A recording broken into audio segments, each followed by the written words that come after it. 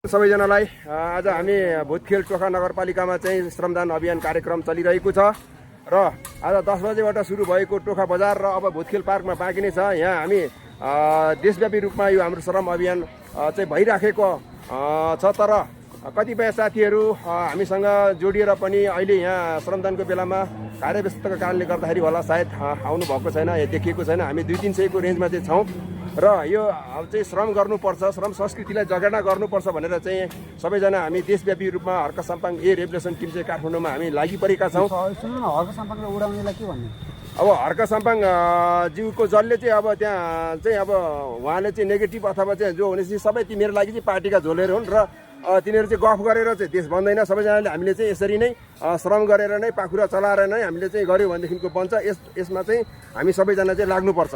त्यस कारणले गर्दाखेरि कुनै पनि पार्टीले गर्ने भएदेखि 46 सालदेखिको अहिले 82 सालसम्म चाहिँ के कति गरे भन्ने कुरा त हामीले देखिहाल्यौँ। तर यसरी हुँदैन। यसरी चाहिँ अब हामीले चाहिँ घर घरबाट शनिबार कि प्रत्येक बार शनिबार र त्यस्तै आवश्यक परे खण्डमा हामीले पब्लिक होलिडेको बेलामा पनि हामी समय मिलाएर चाहिँ यसरी हामी श्रमदान गरिरहेको छौँ। योभन्दा अगाडि जस्तै हामीले कालीमाटी जुन अब पुलिस चौकीहरू पनि सरसफाइ गर्ने कार्यक्रम, बानेश्वर नयाँ बानेश्वरकै अब भौतिक मन्त्रालयहरू सरसफाइ गर्ने कार्यक्रमहरू अब त्यस्तै गरेर अन्त ठाउँबाट नि हामीले आइराखेको छ, नआएको होइन। तर हामीले भ्याएका छैनौँ। अस्ति हामीले कालीमाटी गऱ्यौँ है, त्यसपछि हिजो बानेश्वर गरेको है। हजुर, बानेश्वर भौतिक बानेश्वरमा गऱ्यौँ, आज यहाँ गऱ्यौँ। आज चाहिँ टोखामा र अब दसैँ पनि आउँदैछ। दसैँको मुखमा सायद सबैजनाले दसैँलाई अलिकति दसैँ पछाडि चाहिँ हामी फेरि एक्टिभली लाग्नुपर्ने हुन्छ। हामीसँग समय थोरै छ। त्यस कारणले गर्दाखेरि अबको यो नयाँ न्यू जेनेरेसनले चाहिँ बुझ्नै पर्ने कुरो हो। अब तपाईँहरूले यसरी बुझ्नु न र फेरि अब पुरानै पार्टीलाई चाहिँ तपाईँहरूले चाहिँ अँगाल्नुहुन्छ भनेदेखिको हामीले फेरि अब 5 वर्ष 10 वर्ष यसरी नै दुःख पाउने हो। हाम्रो टाउकोमा थाप्लोमा चाहिँ आर्थिक भार अवश्य थपिने नै छ। त्यस कारणले गर्दाखेरि अब जेनेरेसनले बुझ्नै पर्छ।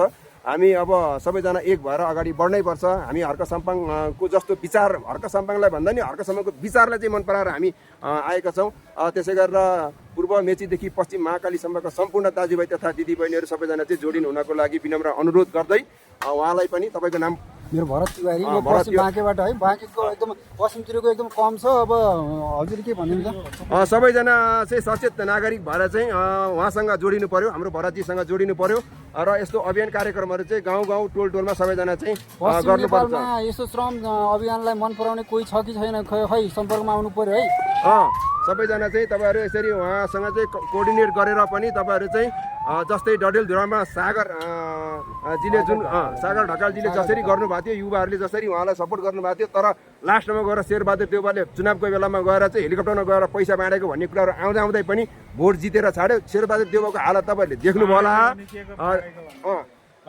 बाँडेकै हो भन्दै पनि उहाँलाई एक्सन लिएन, पार्टीका ठुल्ठुला अध्यक्षज्यू भएर होला।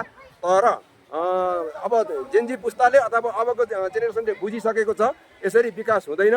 अब तपाईँले योभन्दा अगाडि चाहिँ 24 र 25 गतेको घटना देख्नुभयो होला। त्यसले गर्दाखेरि होसियार पार्टीका झोलेहरू र हामीलाई जति पनि नेगेटिभ कमेन्ट गर्नेहरू होसियार। तपाईँहरू चाहिँ अब नयाँ जेनेरेसनले चाहिँ हामीले देश चलाउनुपर्छ भन्न चाहन्छु। हस्, धन्यवाद है।